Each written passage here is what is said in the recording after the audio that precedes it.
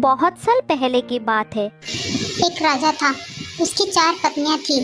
उनमें से एक से बढ़कर एक रानी एक थी। सुंदर एवं गुणों से युक्त थी। राजा उन चारों से अनुराग रखता था, परंतु उसे चौथी पत्नी राजा उनकी चारों पत्नियों से बहुत प्यार करते थे, लेकिन सबसे ज्यादा अधिक उसे चौथे नंबर की रानी पसंद थी। फिर तीसरे नंबर की रानी से सबसे ज्यादा पसंद थी, फिर दूसरे नंबर की, और फिर सबसे कम फर्स्ट नंबर की रानी पसंद थी।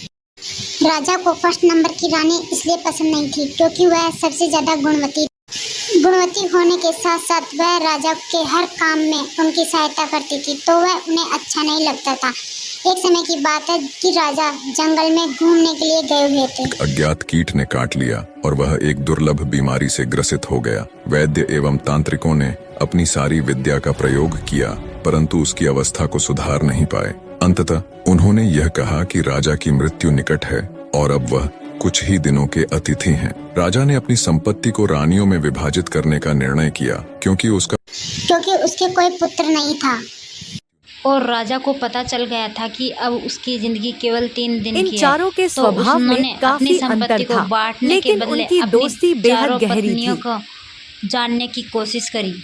उसने एक चतुर योजना बनाई और सभी रानियों को एक एक करके बुलाया। उसने कहा, मेरे जीवन के केवल 3 दिन शेष हैं। मैं तुम्हें एक रहस्य बताता हूँ। बहुत पहले मुझे एक साधु ने एक शक्तिशाली यंत्र दिया था जिससे मुझे स्वर्ग की प्राप्ति होगी यदि मैं साथ में एक और व्यक्ति को ले जाऊं, परंतु इससे पहले कि स्वर्ग में प्रवेश करें हमें दारुण यंत्रणा सहन करनी होगी और नर्क में 7 वर्ष व्यतीत करने होंगे। क्योंकि राजा ने चौथे नंबर की रानी से कहा कि मैं आपसे सबसे ज्यादा प्रेम करता हूँ, इसलिए आपको मैं सबसे अधिक समझता हूँ और मैंने ये विचार किया है कि मैं मेरे मत आपको बताऊं और आपको मेरे साथ लेके चलूं। तब चौथे नंबर की रानी ने राजा से कहा कि मैं मानती हूँ कि मृत्यु सबकी होती है, लेकिन सबको अपनी अपनी मृत्यु अपने हिसाब से भोगनी पड़ती है, इसलिए मैं आपके साथ नहीं आ सकती। मैं यही रानी के रूप में रहना पसंद करूंगी। मुझे तो प्रेम एवं सत्कार की आदत है। इतना कहकर चौथी रानी चली गई। राजा को अपनी तीसरी पत्नी भी बहुत प्यारी थी और उस पर उन्हें गर्व था। उन्होंने उसे बुलाया और साथ में मरने का पूछा। तीसरी पत्नी बोली, मैं आपको यह सिद्ध करूंगी कि मैंने आपसे सबसे अधिक प्रेम किया है, पर मैं आपके साथ नहीं चल सकती। मुझे अपनी जिंदगी बहुत प्यारी है। राजा की दूसरी पत्नी हर मुश्किल समय में उनका साथ देती आ रही थी। जब कभी राजा किसी मुसीबत या उलझन में होता तो वही उसका निवारण करती। राजा ने उससे भी साथ चलने के लिए पूछा, जिस पर दूसरी पत्नी ने कहा, माफ कीजिए महाराज, मैं इसमें आपकी कोई मदद नहीं कर सकती। मैं आपका अंतिम संस्कार जरूर करवा सकती हूँ और मैं उस वक्त तक आपके साथ रहूंगी। तभी एक आवाज आती है, मैं आपके साथ चलूंगी और जहाँ भी जाएंगे वहाँ जाऊंगी, भले ही वो मौत के बाद का सफर हो। राजा ने देखा ये उनकी पहली पत्नी की आवाज थी। राजा अब शांति अनुभव करता है कि कोई तो है जो उसे बिना किसी अपेक्षा के प्रेम करता है, पर उन्होंने उस पर सबसे कम ध्यान दिया था।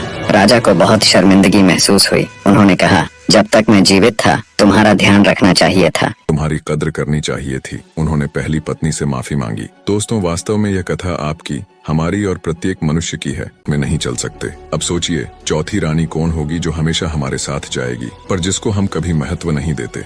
वो रानी है सद्भावना और निस्वार्थ भाव से किए गए पुण्य कर्म। यही वो पत्नी है जो मरने के बाद भी हमारा साथ नहीं छोड़ती, सदा साथ जुड़ी रहती है। मनुष्य के कर्म ही है जो मृत्यु के बाद भी उसके साथ जाते हैं। हम में से अधिकतर लोग इस कहानी के राजा की तरह ही जीवन जीते हैं। कहानी में बताए क्रमानुसार ही अपनी पत्नियों से प्रेम करते हैं। हालांकि यह जीवन का आधार भी है और आवश्यक भी है कि साजो सामान के साथ आरामदायक जीवन जिएं। परिवार और दोस्तों को प्यार से संजो कर रखें। अपने शरीर का ध्यान रखें, इसे स्वस्थ रखें, पर हमें उस जन्म देने वाले जन्मदाता यानी ईश्वर को कभी नहीं भूलना चाहिए। थोड़ा ही सही, लेकिन कुछ समय उस परमात्मा को जरूर दे। निष्कर्ष, जीवन में भी सच्चे प्रेम के मूल्य को समझना जरूरी है। संपत्ति, परिवार और शरीर के साथ साथ हमें सद्भावना और निस्वार्थ प्रेम के मार्ग पर चलना चाहिए और उस परमात्मा को याद रखना चाहिए जो हमारे जीवन का अंतिम।